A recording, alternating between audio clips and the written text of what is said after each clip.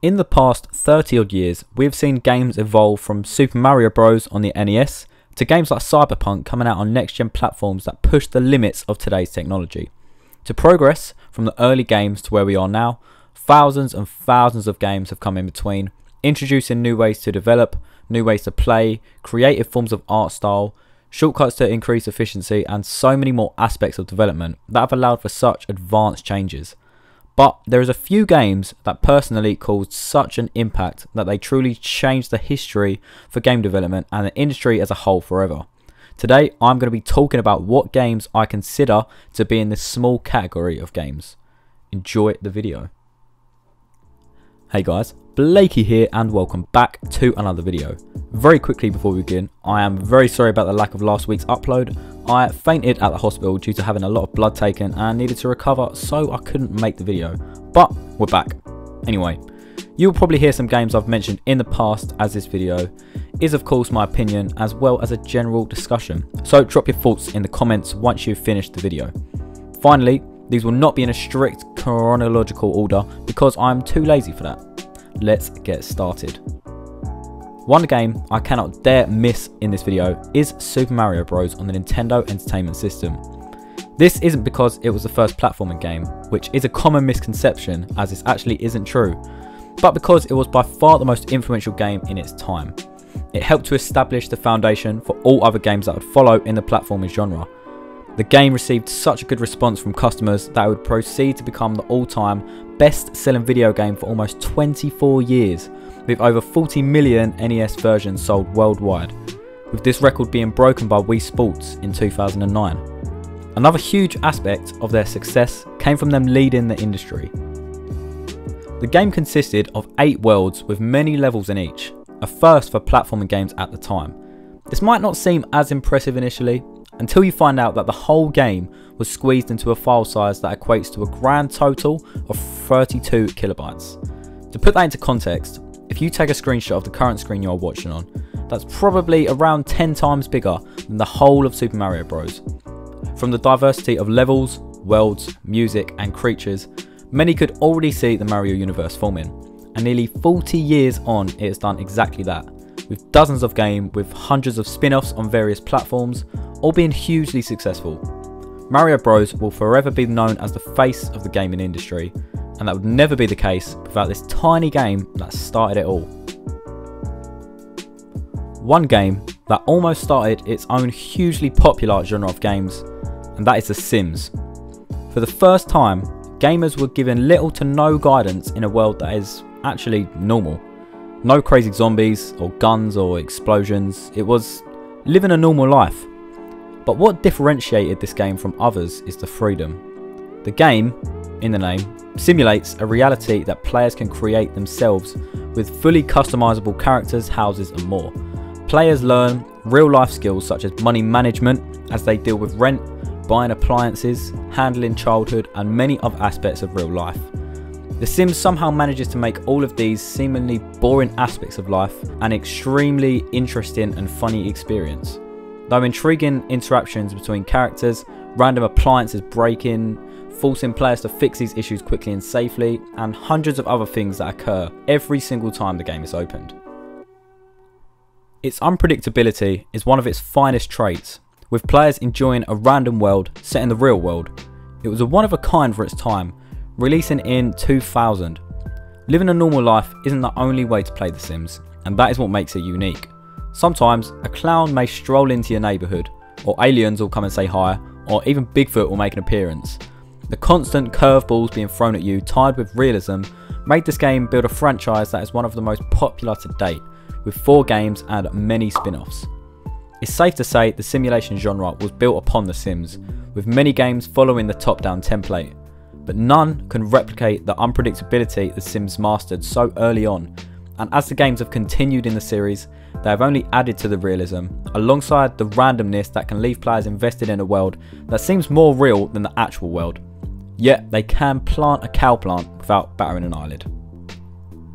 Winding back 4 years to 1996, we have a game that everybody knows, and that is Super Mario 64. This game is still getting speedrun submissions 30 years after dropping, already showing the popularity and impact this game left on the industry. But what made it so special? Primarily the fact that it obliterates every platformer before it in terms of visual finesse, as well as having a control system so simple yet so effective, with Mario having a range of different moves to navigate a vibrant world built in less than 100 megabytes. Mario 64 was not the first 3D game, nor the first platformer, but found ways to define the standard for the genre for many years to come. His movement is known by everybody who played it, due to how heavily it depends on force and motion, obviously. But what I mean is his movement feels so realistic for his character, yet so bouncy, free and fun to play. Mario 64 was not about reaching the end of the level. For the first time, a game granted ultimate freedom to its players, allowing them to roam a lush, diverse set of worlds that seem way too mature to be built in 1996. Mario could explore and collect stars in any order he chooses to, with many ways to skip different areas for skilled players, rewarding them for their time spent in the game. We can see the amount of fine-tuning that went into this game, with the extensive set of movement Mario has, as well as the masterpiece soundtrack with many gamers can recognise anywhere, such as the theme Dia Dia Docks. The game features 120 stars, but only 70 are needed to beat the game. This means players may not even visit everything on their first playthrough, yet the team behind the game left no stone unturned, with every corner polished with rich textures. Many of the things I've mentioned may not seem at all impressive now, but 1996 was the time when the games industry was only just getting to grips with 2D games, while Mario 64 took it a step further and managed to make a game that became timeless, a game that is an example of pure creativity that is rarely seen in today's AAA industry. Also, I can't move on to the next game without mentioning the backwards long jump from this game, a move so bugged it is almost glorious.